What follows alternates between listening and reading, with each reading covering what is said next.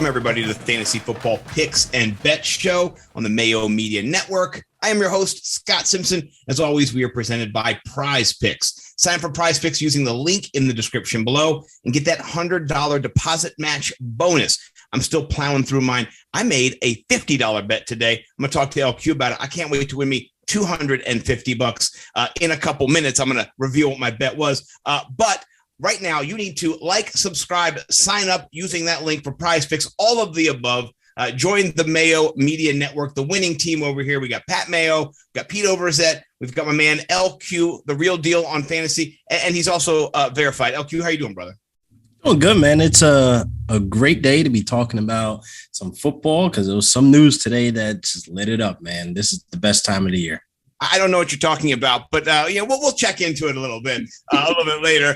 No, it is. It was just a terrific Tuesday. Just nugget after nugget was dropping. We've got franchise tags. We've got Aaron Rodgers news, and then the big nugget of them all, the Russell Wilson bomb. So we'll get into all of that, but let's touch on Prize Picks. Right, the show is sponsored by Prize Picks, so we're looking for that off-season edge. Is going to give you a little bit of cash in your wallet. Like I said, I already made a bet today using Prize Picks, and I used two of our picks from last week, and then I want to review them because right now they're both looking golden. So, oh my goodness, Javonte Williams, 1,100 and a hook was LQ's pick. The news with Russell Wilson dropping. How do you see Javonte Williams and that total being kind of in this offense now? What's it look like to you? This is a crush, man. Like, I can't believe this is still what it is because Russell Wilson get over there. They're going to be very aggressive downfield. The ball's going to be moving. You got a guy back there that knows how to play football, and you got a veteran back there with great decision-making. And Javonte Williams, man, if he's the RB1, if Melvin Gordon's out of the way, fingers crossed for everybody out there, he's going to be exploded, man. He has top 5, top 3 potential with Russell Wilson there. Yeah, I really like that call. And then I went with Antonio Gibson. He had 10-5 and a hook. Not bad. But the good news is that the Washington football team, the old name, now the Washington football team, now the Commanders. Oh my gosh, it's just terrible. They'll change their name in 10 years. Yeah, well, you know what? They didn't change their quarterback, unfortunately. They were trying their darndest there. Apparently, It could not get Russell Wilson. They could not get Aaron Rodgers. So this bodes well for my pick last week, Antonio Gibson, the 10, 50, and a hook. I put it with your Javonte Williams, and then I went with my pick of the week, my lock and load of the week, and nothing's changed for the number, but circumstances in Dallas have, and that's CeeDee Lamb's over of 1,200 and a hook. Amari Cooper on the outs. Prize Picks has not adjusted that yet. They will. I'm sure that'll be up a little higher, probably add 50 to it, make it more like your boy Deebo Samuels. We'll talk about that in a second. What do you think about CeeDee Lamb, though, and this 1,200 with Amari Cooper out of the picture? Maybe Michael Gallup coming back. Not sure right now in that scenario. CeeDee Lamb, clear number 1. Can he hit that 1,200 mark? Absolutely. I think this is definitely achievable, especially with Amari Cooper out of the way. I mean, even if they do sign a Michael Gallup or, Cedric Wilson, I don't think that cuts into CeeDee Lamb's time or, targets and stuff like that. I really feel as though CeeDee Lamb is the alpha there, and this is definitely achievable with a healthy, a clear-headed, Dak. There is going to be passing yards for days next year. Yes. Dak Prescott this year passed for almost 4,500 yards. So, 1,200, that's maybe a floor. Maybe he's closer to that 1,400, 1,500 range, which makes this bet a smash, and you get there in week 15, week 16. So that's where I'm going. So here's what I did. I put that pick, the CeeDee Lamb pick, with our 2 picks from last week, put it in the 50. I'm going for 250. I'll let you guys know at the end of the season, I feel optimistic about it. That's my money, but really it's the free money that Prize Picks gave me from the beginning. I haven't lost it. I'm up like 350. So, all right, let's talk about your guy, though. I hinted at Deebo. Deebo hit 1,400 yards last year receiving, which was a career high for him. He was on fire, but there's going to be some transition there. Trey Lance moving in. That's the situation we're looking at. Jimmy G probably on the move. How does that impact Deebo? Now, I really was a little cautious about this one because he did put up amazing numbers, stud numbers, 1,400 yards. And I feel as though this 1,250 and a hook, I'm going to go with the under here with Trey Lance stepping in as the starter. I don't know what we're really going to be getting out of Trey Lance. Is it going to be a run heavy offense? Is Debo going to be more so split, 60-40 time out of the backfield / wide receiver? You know what I mean? Like, I really feel as though I'm going to take the under here, and it's kind of safe, because it's a question mark on Trey Lance overall of like, is he going to be able to be the quarterback that everybody believes that he can be? And, also I'm going to be a little petty. I'm a Rams fan, so I don't want them to succeed at all. You're a champs fan right now, because there you go. I like that. Defending champs. Defending champs. Right. So, but here's one thing I will just caution people to, and this isn't to say any of these props, they can be down by an injury at any point, right? It's the NFL. These are big, strong, grown-ass men hitting each other, so obviously there's potential for injury. But Debo, running the football, there's a little bit more an opportunity there. When you're with the big boys, your legs getting taken out, things like that. So I'm a little cautious on the over on that too. So I'm going to co-sign that one. I didn't know about that one. I might have added it to my parlay. Maybe the next one. I might have. So, yeah. All right. But if you have not signed up for PrizePicks, please go do it right now. Code MMM. Sorry, let me say it again. MMN for the Mayo Media Network. There's 2 M's and an N. Right. So think about like Eminem and then an N. That's for the Mayo Media Network. Pat, good guy over there. He wants you to know the right code so you can get signed up, get that deal, get that free $100, and then use it to your advantage to make lots of money. It's what we're doing. We've done it all year. Fire content only from LQ and your boy. Let's jump down into some of the fire content that's burning up the NFL right now. It is a Tuesday, but it is just a glorious Tuesday. Let's start with Russell Wilson in a 5-player pick on one side, 2 players on the side, 5 picks exchanging, 12 players total, one of the biggest deals in NFL history. Let's unpack it a bit. LQ, what are your initial thoughts?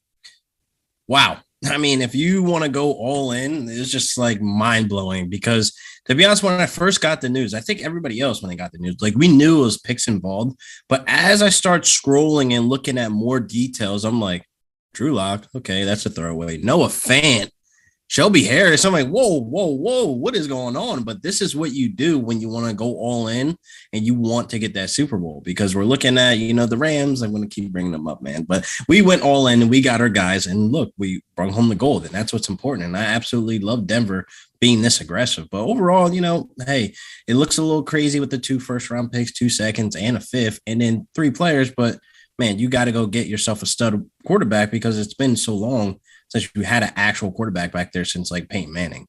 Yeah, and some of these franchises, like the Broncos, who had an Elway, a Manning in there, their fans and just the fan base and the culture of the team expects a really good quarterback to be there. Yeah. They have that high bar and they want to see it again and again. So bringing Russell Wilson in, perfect fit. I will say for the 1 hour that the quarterback situation was in flux and you didn't know that Russell Wilson had been traded, I definitely was making fun of Bronco fans because they lost Aaron Rodgers. Shame on me. Obviously, I should have been reading the minds of the teams that were trading as I was making fun of the Broncos fans. But I learned my lesson. I'll never not read the minds of GMs again. I'll make sure I do that from now on. But I'm really excited about this for fantasy purposes. And so as we look at this, it was historic.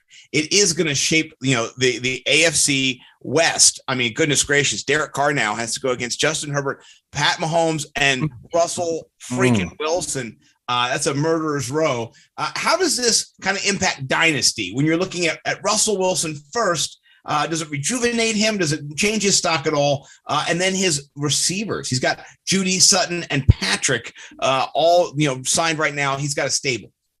I mean, Russell Wilson for dynasty, man, him and Stafford are the same age. So I think they'll get pretty much of a good amount of years out of them if you have, that dynasty stock in them. And Russell Wilson has these weapons with Jerry Jeudy, Sutton, Tim Patrick, KJ Hamler. I know we can't forget about him, and Javonte Williams. So all young players that all, are on the rise. And it's good to have Sutton, and Tim Patrick on contract. They're signed. They're going to be there for a while. So overall, like this offense, we might see it for the next 3 to 5 years, like strong, where, bearing injuries, of course, et cetera, or like loss of production. But overall for dynasty, I'm loving this Russell Wilson Sutton stack that I fell into in some of these startups, recently. And it's like, oh, this looks pretty good, man. Like I'm going to be looking good this season. So overall, I love it.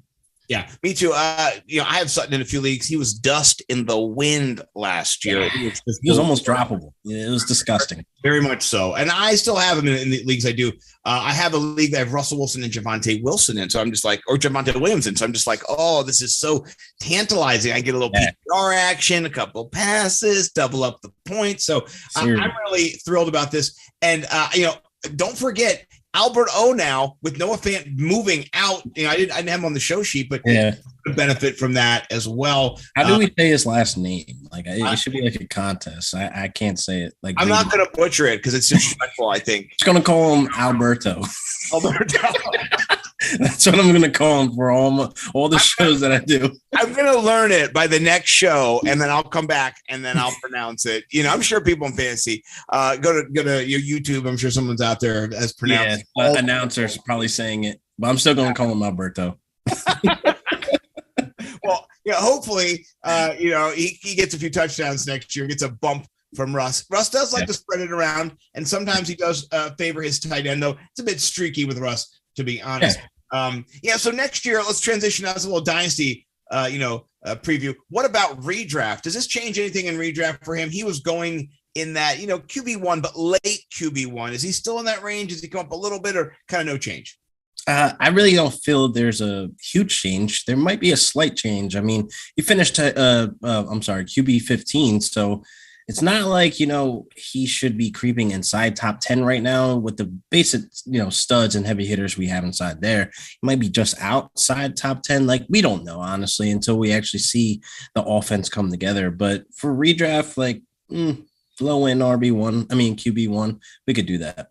Yeah, I think he might be a nice second quarterback. If you're doing a 2 QB system where you like to get a second guy, he might be a nice second guy or a first guy in a second guy system. If you kind of jump in there, maybe get Fields later on. So no disagreement there. All right, let's talk about the other big news that didn't reshape the NFL, but it had potential. And Aaron Rodgers is refuting already some of the things that are being reported, the length of the contract, the amount of money. But Aaron Rodgers did tweet he is coming back next year. And then the Green Bay Packers immediately franchise tagged Devontae Adams, which made a lot of sense. So one more rodeo. What do you think about this?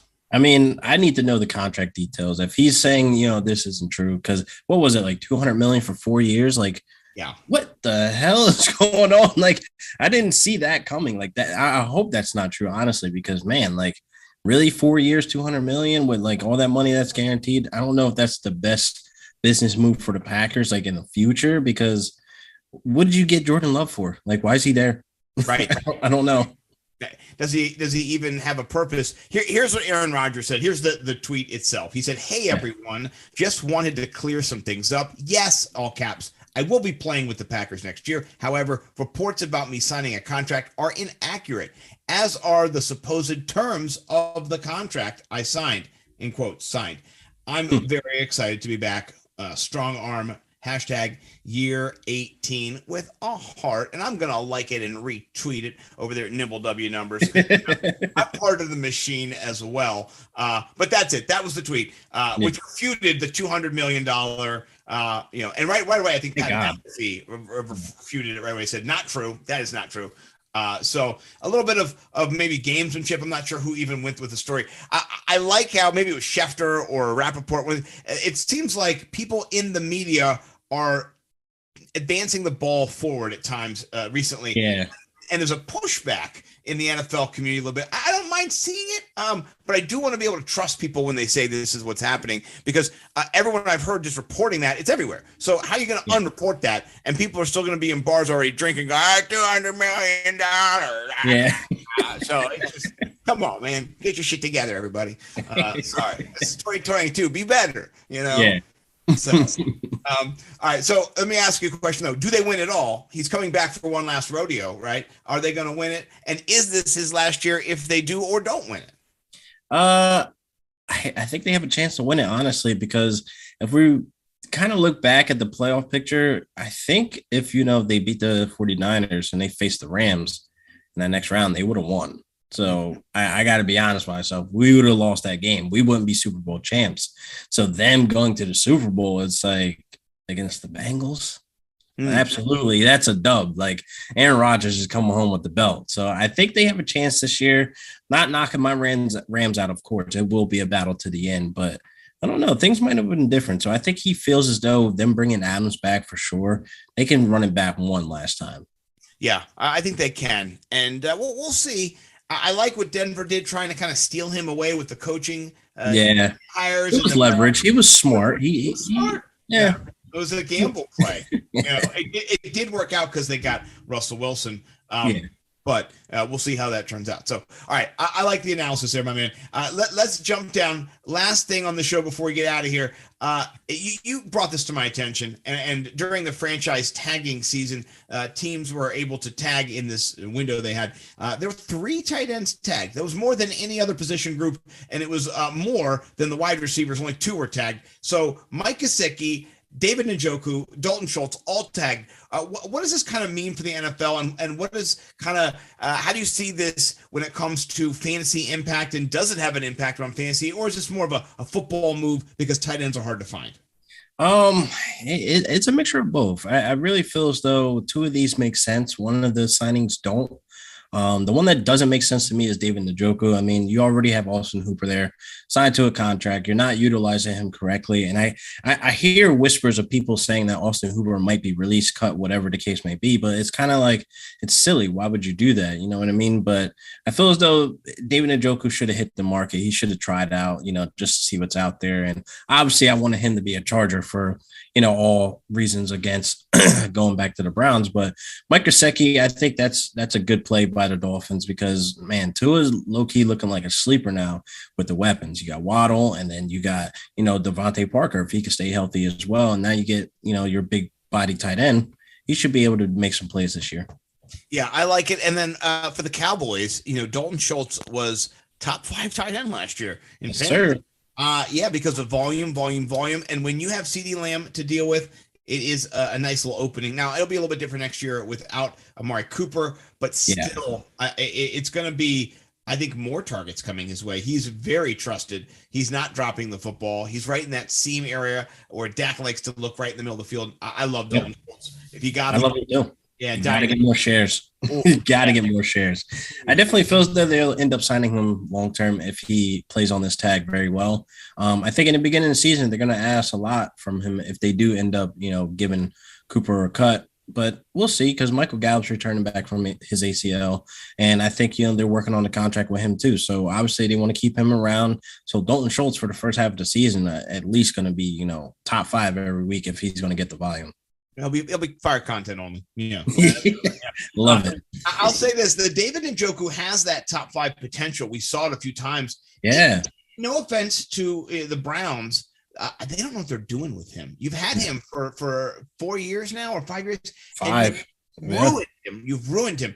And now you're going to keep him and ruin him more. I don't like it. Baker Mayfield is not a good quarterback. He's a better commercial spokesman for Stadium Book Club and not he should be the janitor. Yeah, he should be, man. Just keep living there, but another quarterback come in and throw the ball downfield further than your little noodle arm can.